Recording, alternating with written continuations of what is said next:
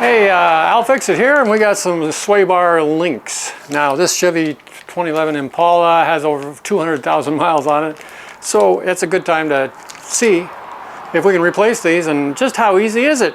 I mean, stay with me and let's find out.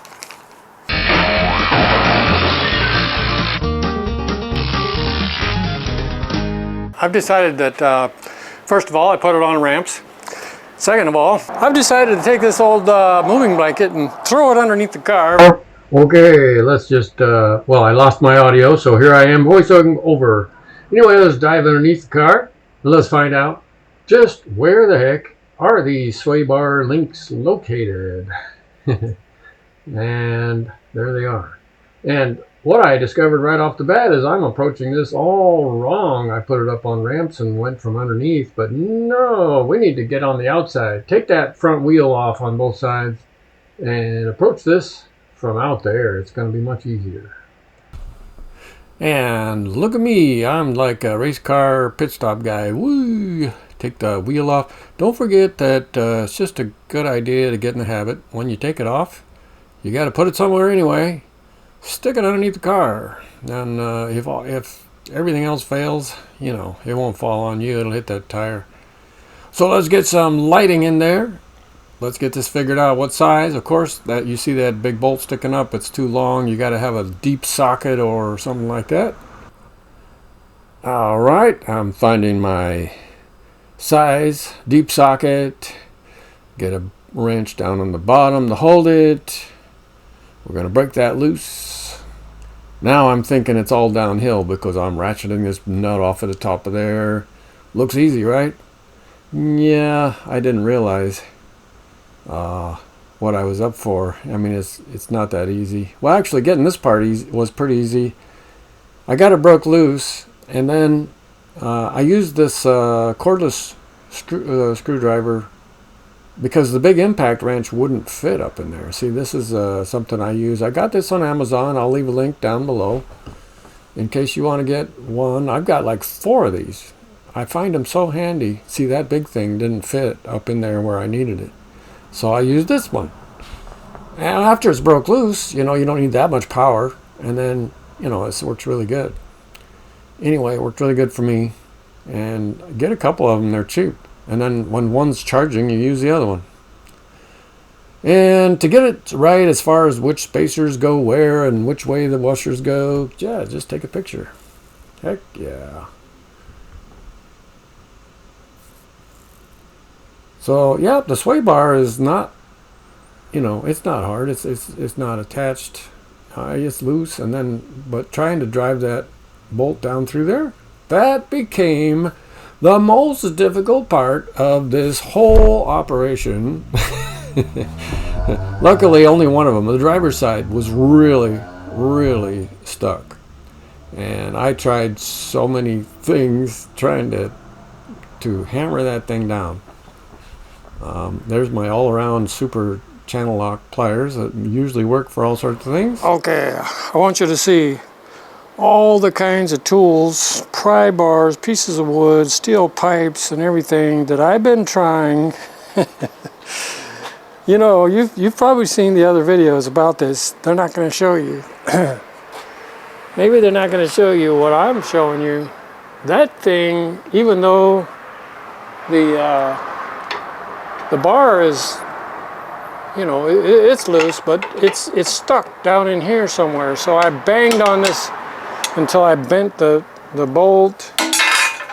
I took a piece of metal pipe, drilled a hole in the end of it, and put it over here, and then banged on it with a big hammer. I've been trying all kinds of stuff. I was thinking of cutting it with a hacksaw, but I can't even get the hacksaw in there. So I'm about to resort to what's actually one of my favorite tools, is an angle grinder with a metal cutoff blade on it.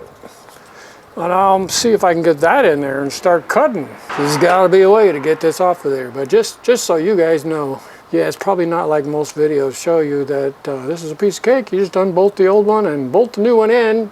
Nope, not a chance. Not this time anyway. I'm cutting in right there. This is a, oh, it's actually a piece of rubber but you know, with the bolt in there, cut through the rubber enough to get to the bolt, and then the sparks start to fly, and looks like I'm partway through. We'll see. Now what you got to be careful of is not to damage the parts around this thing. I made it through right there, and there's the piece that I cut off. Oop, that's hot. Yeah. Let's see. Oh, look at that. And I didn't damage anything around it. This is important, like don't damage this piece. Okay, success. Now we're going to put the new stuff back in here. And we want to have the right thing in the right place, you know, the right order of washers and which way the washers go and all that stuff. Okay, so now I set up the new one right next to the old one. I kind of recreated how the old one was in there just to double check if the new one came in the right order here. And it certainly appears to be in the right order. That went fairly smoothly. So I'll tell you what, just for the only thing that had to be tweaked was I had to get in here and, you know, tweak that up when I was putting this bolt and all this stuff in here. All that stack up, the new stack is thicker and taller. In order to get it all in there, while I was putting it together, I had to pry this sway bar up and then get it in there and then get the bolt through. So, and that was not very hard with a pry bar. Oh, by the way, I'll put links to my stuff in the description down below. We're going to squish that down, but I'm not going to squish anything down yet until I go to the other side. And we'll see about getting this far over there in case we need to have that little extra leeway back and forth, you know, with the sway bar. It might help us to leave this a little bit loose right there for now. Now this is the other side, and yeah, I got it off. But I'll tell you what, this side was not easy either. I barely was able to get it off without cutting it off, and you can see that old thing has been on there a long time, and the only way I could get it off was this square tubing and big hammer. So I put this square tubing on the top there, and then I whacked it with the hammer over and over. And I tell you what, I almost thought I was going to have to cut this one off as well. Which is, you know, if you got an angle grinder with a cut-off blade, it's not that hard just to cut it off. Remember which way these washers and stuff go, because it's kind of important.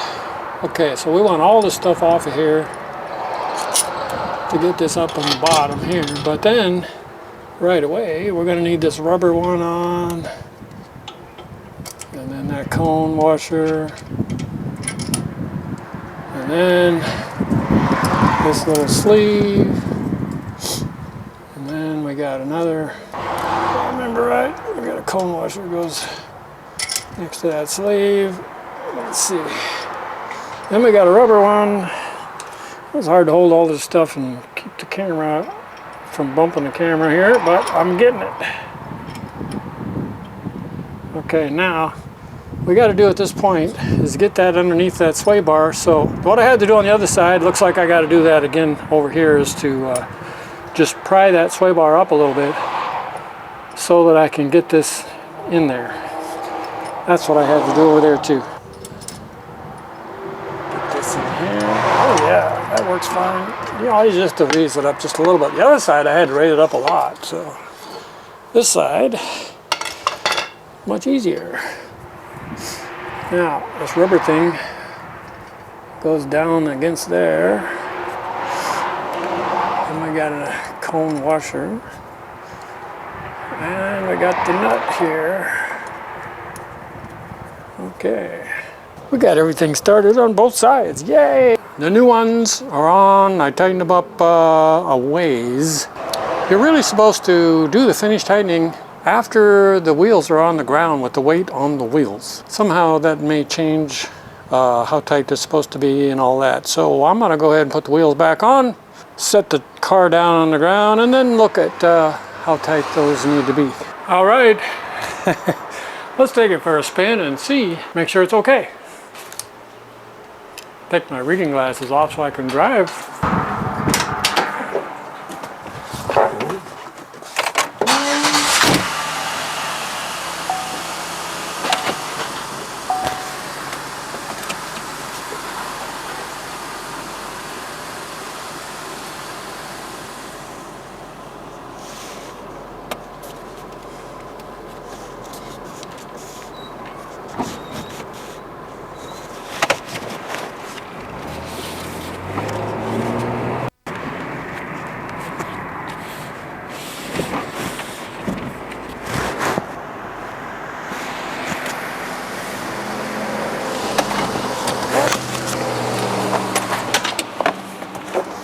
Yeah! Oh boy, it feels tight. Feels nice. Okay, you know what? I promised you a surprise at the ending. Let me go show you what I do for a refreshing, rewarding drink after I do a job like this. If you're still with me this far and we're done with that, there is one more concern with the car. Let me get to that as soon as I show you this. Right now it's 106 here in southern Nevada and there's excessive heat warning. And I'm out there working and it's sweating and everything, so it's time for me to have a refreshment and rehydrate. So here's what I use. I'm not advertising for these people. It's just happened to be what I use. It's a LaCroix coconut flavor, and I'm such a sweet guy. I like to sweeten it a little bit with the liquid stevia. This is the one that actually I get this at Trader Joe's, if you whatever. It seems to be really good. And you take these little limes, chop it in half and squish it into your glass of ice. And then, let's see, I can get some more out of there, I think. Let me see. Yeah. Okay, so this is how it works. Oh, yeah. Now, this makes a wonderful mixer if you want to put a little bourbon or something like that in there, but I would definitely advise you not to. If you're working in 106-degree weather like I am and sweating like crazy and dehydrating, you don't want to drink alcohol during those times. Okay, well, let's check it out.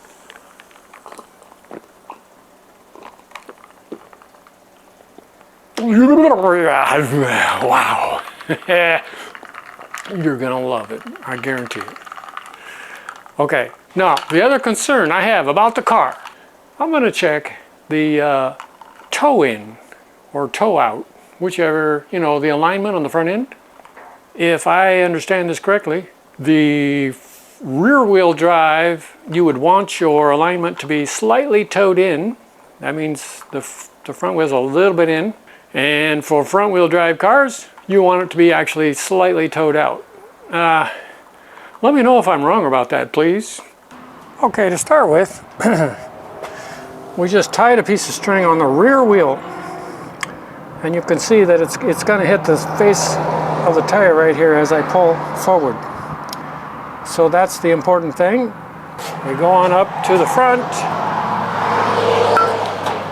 And we come across, and I can see that, you see the back one, when it touches the face, or that's not the face, that's the sidewall. Yeah, when it starts to touch the sidewall, this one still has some room to go before it hits. Now what does that tell you? That tells me that this thing is towed in. Let's look at the other side. We have tied a string onto the wheel in the back, and let's see, we come up to the front, and okay, now when I start to touch the tire on the back, look, I still have a bunch of room up here on the front. Yep, once again, that's telling me this thing is towed in. Now, another idea that I saw was to put a long stick across the front of the front tires, measure, and then across the back of the front tires and measure. And it's just another way of measuring. So what I did was I got me a long stick And on the end of the stick, I just took a little piece of angle bracket, screwed it onto the stick so that I can just kind of poke it into one of the treads. And I put it on top of a couple of blocks here. I'll measure the front. I'll put a mark on the other side where the tread comes. And then I'll transfer my blocks to the back of the tire so that it's at the same height. Measure on the other side. So you can see over here, and I pull this up here and I made a mark.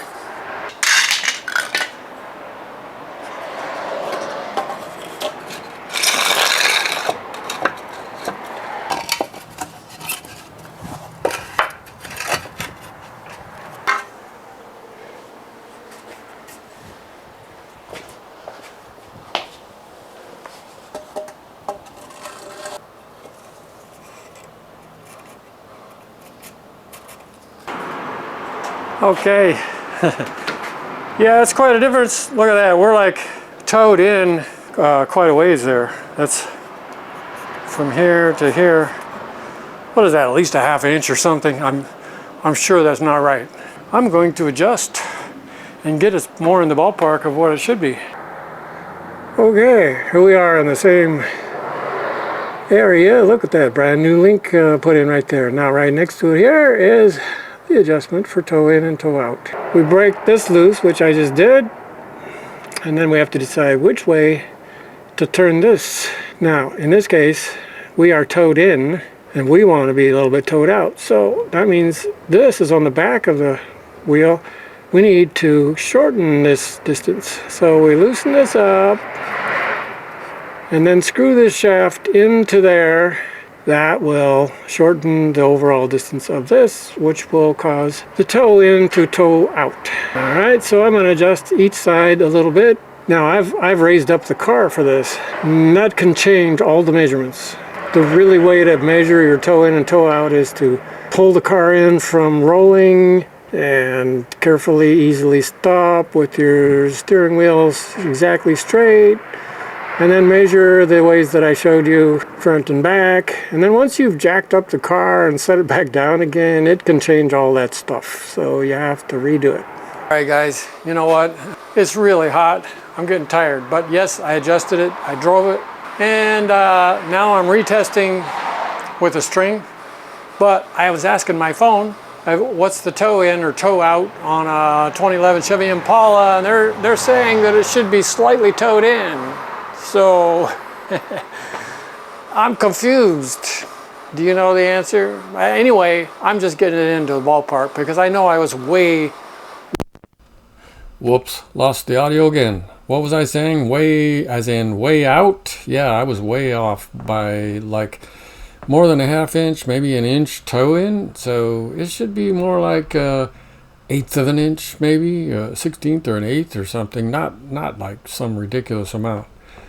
So whether it's in or out, whatever it's supposed to be, let's just get it into the ballpark. Let's get it closer than this. So that's what I'm doing. Get this close as we can. And I mean, and then, yeah, this is not really the right way to do this because there's more than just toe in and toe out. There's camber and stuff, you know, the different angles and things that a front end alignment shop would do. And if you really want this done right, you need to take it to an alignment shop. No doubt about it. You can't expect to get this right just doing this. Okay, well, I'll fix it here and you know what to do. And by the way, there's still more things to fix on this 2011 Chevy Impala, so there'll be more. You know what to do. Come on, hit the like button and subscribe and all that stuff. Adios. Ciao. Salud.